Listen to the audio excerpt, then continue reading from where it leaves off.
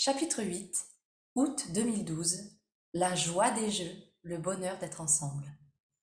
Le temps était venu pour nous de prendre la voiture et de faire le trajet vers la capitale. J'avais quelques regrets de partir sans mon père et ma mère, mais en discutant avec mon frère, nous avons décidé de profiter de chaque instant. J'ai récupéré les 5 billets de l'Eurostar, distribué les 2 à ma sœur et mon frère, et j'ai gardé les 2 destinés à mes parents. Ces 2 billets sont restés encore longtemps dans une enveloppe chez moi, ne pouvant me résoudre à les jeter, petits bouts de papier témoins de cette histoire. À la gare du Nord, malgré l'heure matinale, il y avait un monde incroyable. Supporters maquillés, des personnes portant des badges officiels, touristes et hommes et femmes d'affaires se croisaient dans les dédales des couloirs. Nous avons pris place à bord du train et l'excitation a commencé à monter. À Londres-Saint-Pancras, les 5 anneaux des Jeux Olympiques nous ont accueillis à la sortie du train, direct dans l'ambiance. Des officiels nous ont alors donné un plan de Londres et nous ont dirigés vers le métro londonien, l'Underground. Nous avions pris un peu d'avance et l'auberge de jeunesse a gentiment accepté de garder nos bagages en attendant l'heure d'enregistrement. Nous avons alors pris la direction du centre-ville pour visiter les lieux. Les ruelles étaient magnifiques, encore mieux que dans mon souvenir du mois précédent où je les arpentais seule.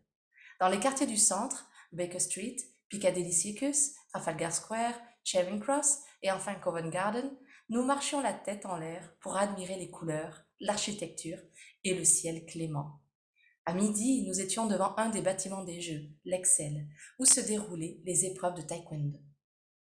Les ruelles étaient animées mais n'étaient étrangement pas bondées. Nous pouvions nous déplacer avec aisance. Des supporters de différentes nationalités se pressaient le long des grilles pour entrer. L'ambiance était bon enfant, les chants et les rires se faisaient écho. Les pubs étaient tous branchés sur les JO et des écrans géants arboraient les places afin de faire profiter ceux qui n'avaient pas pu avoir de billets. L'entrée dans le dojang m'a beaucoup émue. Des animations et des petits films nous ont fait patienter jusqu'à l'entrée des sportifs sur la piste. Je réalisais seulement à ce moment-là l'énormité de ce que j'étais en train de vivre. Je vivais un rêve. J'étais en train d'assister en réel à des épreuves des Jeux Olympiques. L'ambiance était incroyable, exceptionnelle. Ma sœur et mon frère se laissaient gagner par les cris, les chants et les encouragements.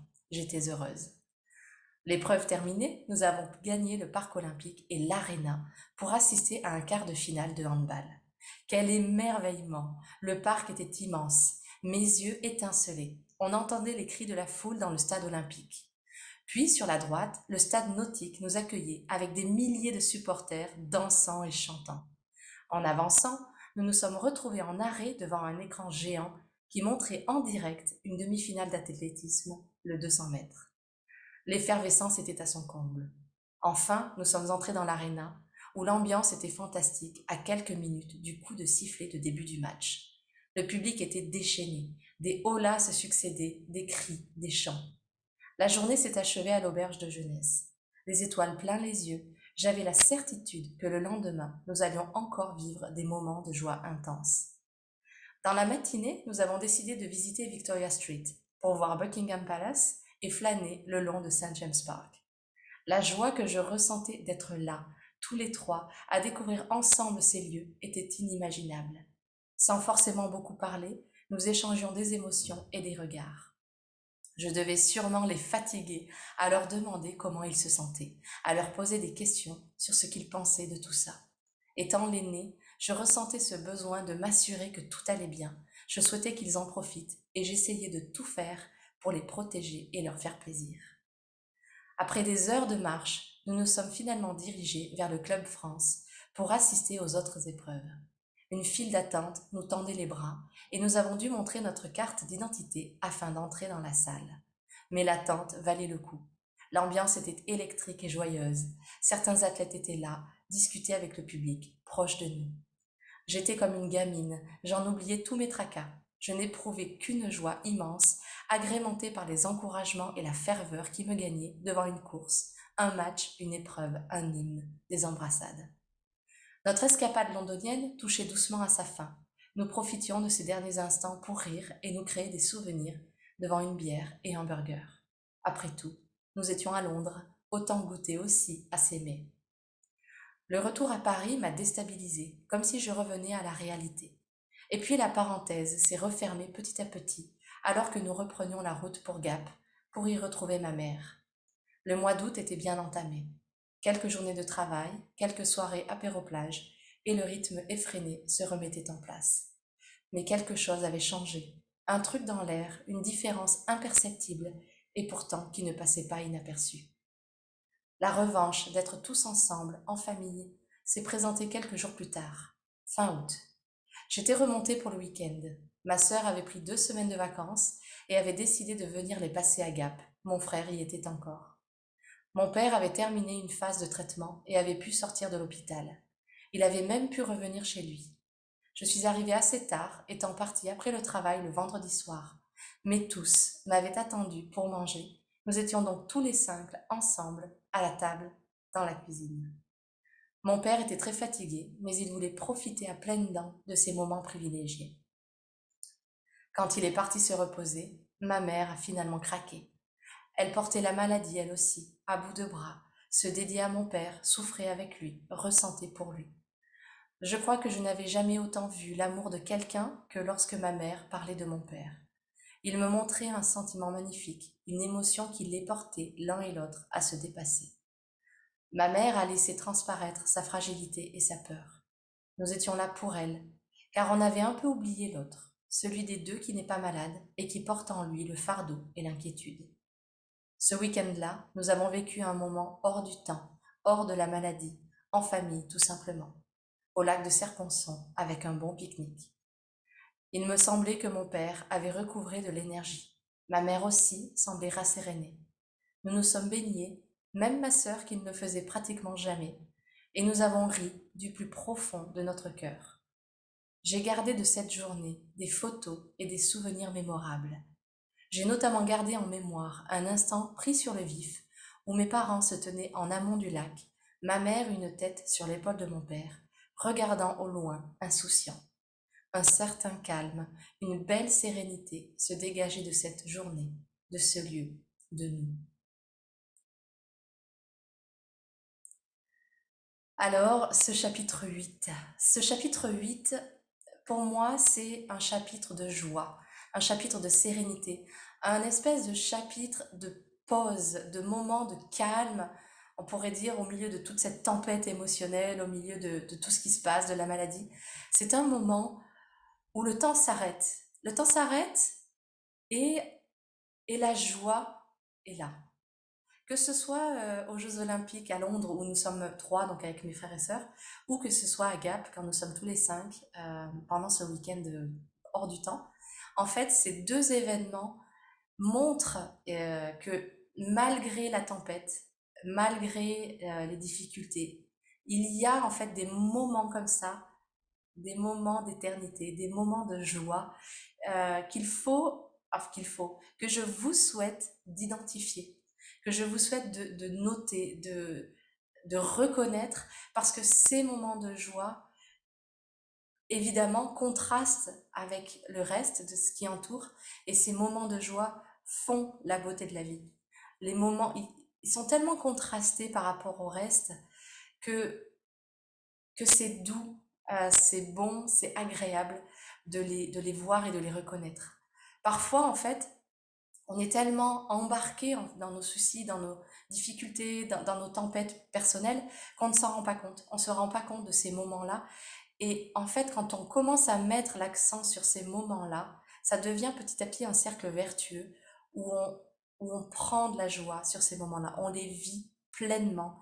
On est dans, en tout cas moi j'étais à ce moment-là, dans une vraie euh, joie intense de vivre ces moments-là.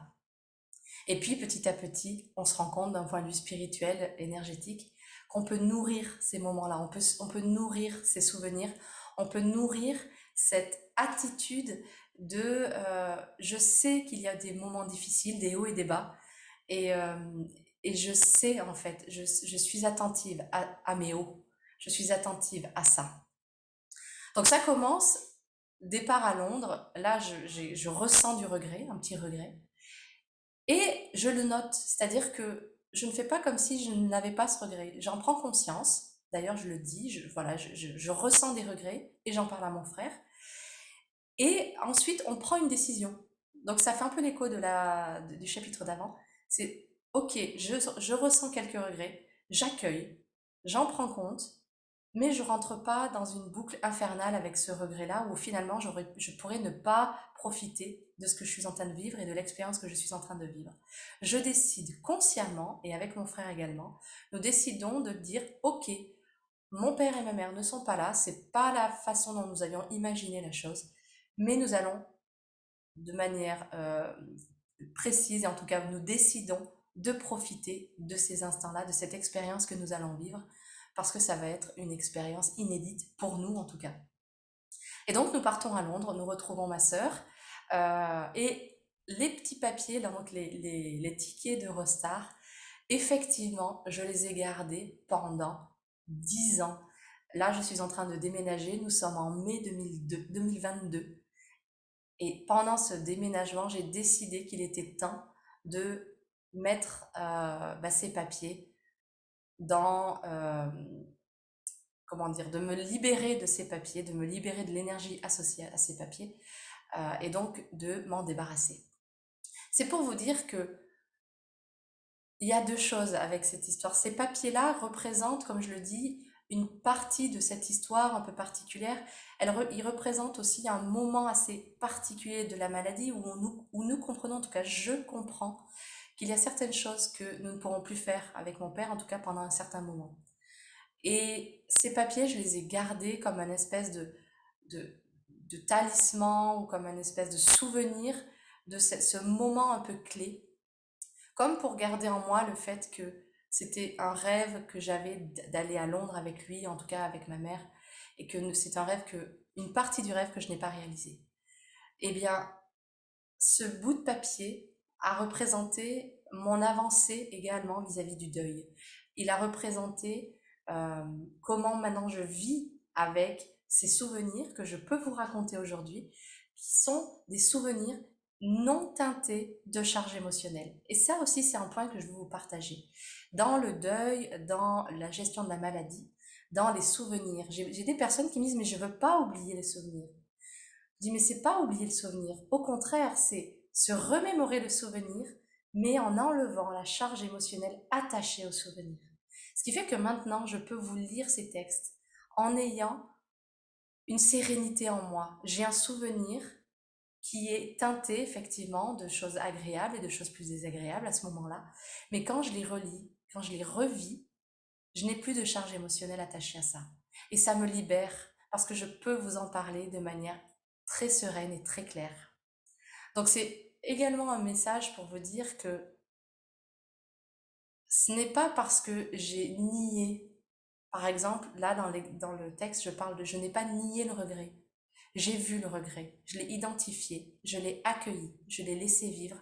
Et ensuite, j'ai décidé de dire, ok, je comprends ce regret, j'en enlève la charge émotionnelle et maintenant je prends une décision. Qu'est-ce que je veux à la place? Bien, je veux profiter de ce moment. Et parce que je sais que ce moment, j'ai envie de le partager ensuite par l'oral, par les souvenirs avec ma famille. Je veux profiter de cet instant avec mon frère et ma sœur, de ce moment privilégié que nous allons avoir tous les trois. Et donc oui, il y a peut-être le regret de quelque chose que j'avais imaginé, mais ce que je vais vivre sera encore mieux. Et c'est effectivement ce qui s'est passé. C'est-à-dire que on est arrivé à Londres et je me suis retrouvée dans cette ambiance festive, de joie, où pour la première fois, je vivais de manière réelle et concrète. J'étais au milieu de l'action de euh, comment je pourrais dire, ces, ces groupes de personnes qui sont tous ensemble alignés dans un but commun. Et dans un but commun de joie, de fair play, d'ouverture aux autres. Et donc oui, je sais que les Jeux Olympiques représentent pour certains quelque chose de très commercial. Oui, c'est vrai. Je l'ai vu, il y avait beaucoup de, de magasins. Voilà, c'est ok, c'est ok. Mais quand même, c'est absolument indéniable que vivre au milieu d'une épreuve de Jeux Olympiques, marcher le long des villages, être entourée de toutes ces nationalités, j'ai ressenti une joie extrême parce que j'ai ressenti mon appartenance au monde. J'ai ressenti le fait que malgré nos différences en tant que langue, en tant que culture, nous étions unis par le fait que nous sommes des êtres humains. Nous étions unis par la joie de nous retrouver tous ensemble, de vivre quelque chose qui était fabuleux, cette envie de jouer finalement, puisqu'on parle des Jeux Olympiques, de jouer ensemble. Et c'est cela que j'ai vraiment ressenti quand j'étais aux Jeux Olympiques, c'est cette appartenance à l'humanité, cette appartenance au monde, cette appartenance au fait que nous pouvons faire de grandes choses ensemble quand nous sommes tous alignés dans un même but commun, dans une envie non pas d'écraser l'autre, mais de donner son meilleur, de donner euh, le meilleur de soi. Et c'était très très très très beau. C'était très très très très beau. La deuxième chose, c'était le vivre avec mes frères et sœurs. Il y avait ce réel partage, cette envie de d'être ensemble tout simplement et de vivre un moment de joie, de vivre un moment de joie ensemble. Et en plus de ça, troisième effet qui se coule, je vivais un rêve. Un rêve que j'avais planté des années et des années et des années auparavant. Et cette prise de conscience que oui, je suis au milieu de mon rêve. Et ça a changé quelque chose en moi. Ça m'a montré que oui, c'est possible de réaliser ses rêves. J'ai pas mis de notion de temps. J'ai juste posé une intention il y a des années. Et là, j'étais au milieu de ce rêve et j'en ai pris conscience. Et j'étais dans la joie de le vivre. Et donc, j'avais envie d'être dans mon ressenti plein. C'est-à-dire que j'étais tout le temps dans la prise de conscience de comment je me sens.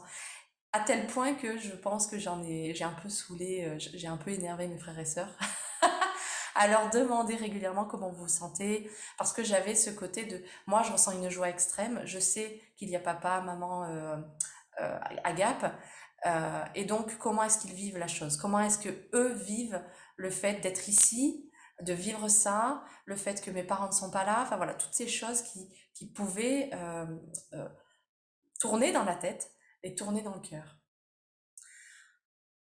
Tout était prétexte à vivre une expérience magnifique. C'est-à-dire qu'on s'est vraiment immergé dans l'ambiance, on s'est vraiment immergé dans les lieux. On a goûté la nourriture locale, burger euh, et je sais plus quoi, d'extrêmement local.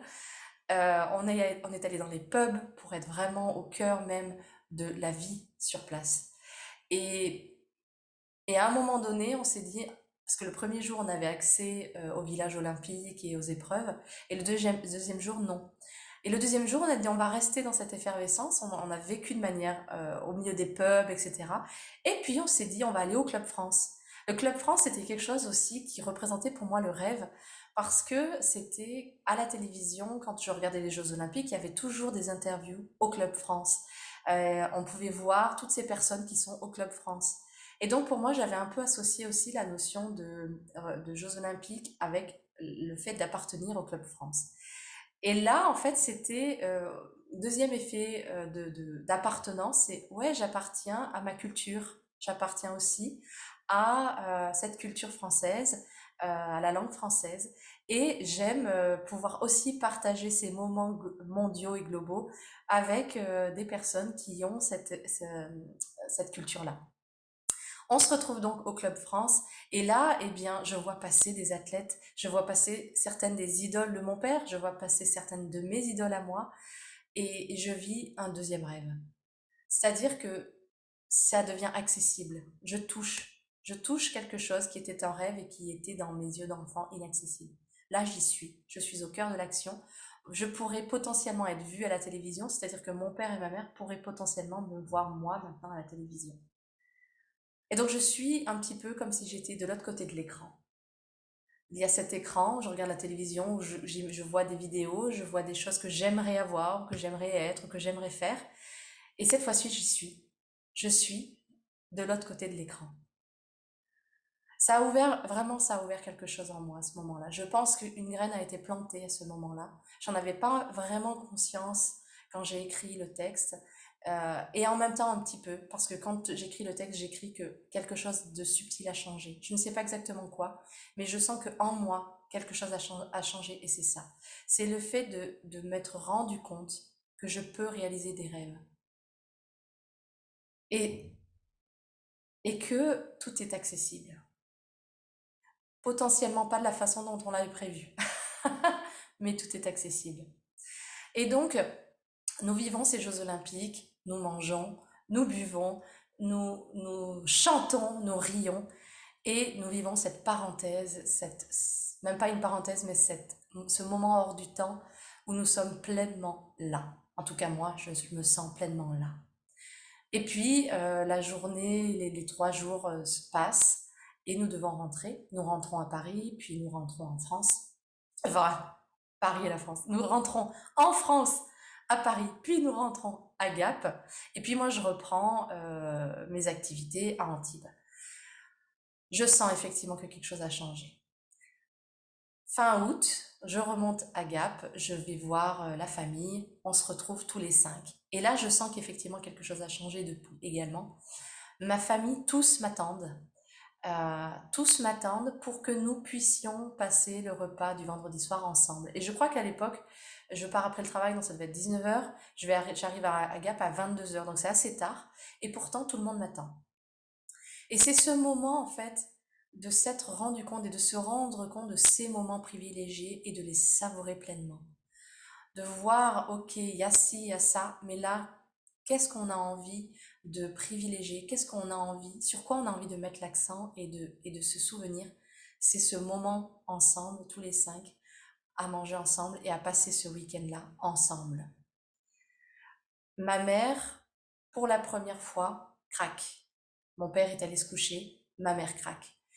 Et là, moi, je sens à ce moment-là que je me sens forte par rapport à d'autres chapitres où j'étais très fatiguée. À ce moment-là, pile à ce moment-là, je me sens forte et je réalise que dans toute cette affaire, dans toute cette histoire, j'ai un peu oublié ma mère.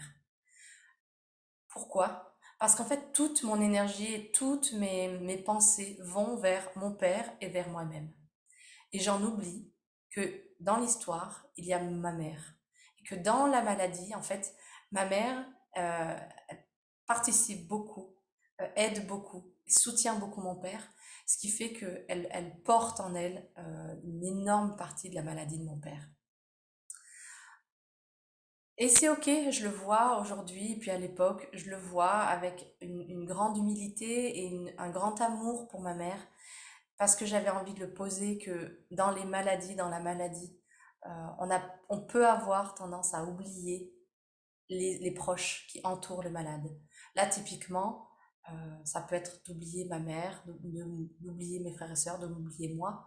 En tout cas, là, à ce moment-là, je me rends compte que ma mère porte énormément de choses en elle et que là, pour la première fois, elle décide de lâcher ce qu'elle porte et de nous en faire part. Et c'est un moment, à ce moment-là, très doux, très beau. Je me sens, d'un point de vue émotionnel, à ce moment-là, stable. Je me sens stable à ce moment-là et donc c'est le moment parfait pour accueillir ce que ma mère est en train de vivre. Et, euh, et peut-être que dans une autre histoire, j'aurais pas été stable et donc je l'aurais très mal vécu. En tout cas, à ce moment-là, me sens stable. Il y a quelque chose en moi qui a changé, qui s'est posé et qui me permet d'accueillir ce qui se passe avec ma mère. À tel point, ce week-end-là, c'est vraiment un week-end, euh, je dirais pas fondateur, mais si c'est quand même un week-end qui est très important par rapport à toute cette histoire. C'est un des week-ends où même encore aujourd'hui, j'ai ce souvenir, cette vision, cette image de mon père et de ma mère qui sont ensemble, qui ont tous les deux un calme, une sérénité qui se dégage d'eux, euh, qui, qui fait que on les regarde, il y a une tendresse, un amour profond que je ressens pour eux. Et peut-être qu'à ce moment-là, je ne sais pas, peut-être qu'à ce moment-là, je comprends que c'est un peu le calme avant la tempête. Je n'en sais rien. Mais ce moment, il est absolument savoureux. Savoureux pour tous. Ma sœur, qui ne se baigne pratiquement jamais, elle se baigne. Euh, Ils m'attendent déjà rarement parce que ça fait tard. Ils m'attendent tous. Ma mère et mon père se posent dans une posture que je les ai rarement vus être dans cette posture-là. Ma mère, la tête posée sur l'épaule de mon père, les deux qui regardent l'horizon et qui sont dans cet accueil profond de ce qu'ils sont en train de vivre à ce moment-là, c'est-à-dire de savourer ces quelques jours à nos cinq. Et donc c'est une deuxième type de joie. Ce n'est pas une joie enthousiaste, c'est pas une joie explosive, c'est une joie extrêmement sereine, une joie de je suis là, à ce moment-là, et je savoure pleinement le fait d'être là, avec ces personnes que j'aime, avec ces personnes avec qui, pendant cet instant-là, pendant cette phase-là, la maladie a disparu. Et c'est très, très, très, très, très beau. Donc la joie enthousiaste, la joie de réaliser un rêve et de se rendre compte que oui, c'est possible. La joie d'être ensemble dans la sérénité et dans le fait de savourer pleinement ces moments-là. Voilà ce que je vous souhaite et je vous dis à bientôt pour le chapitre 9.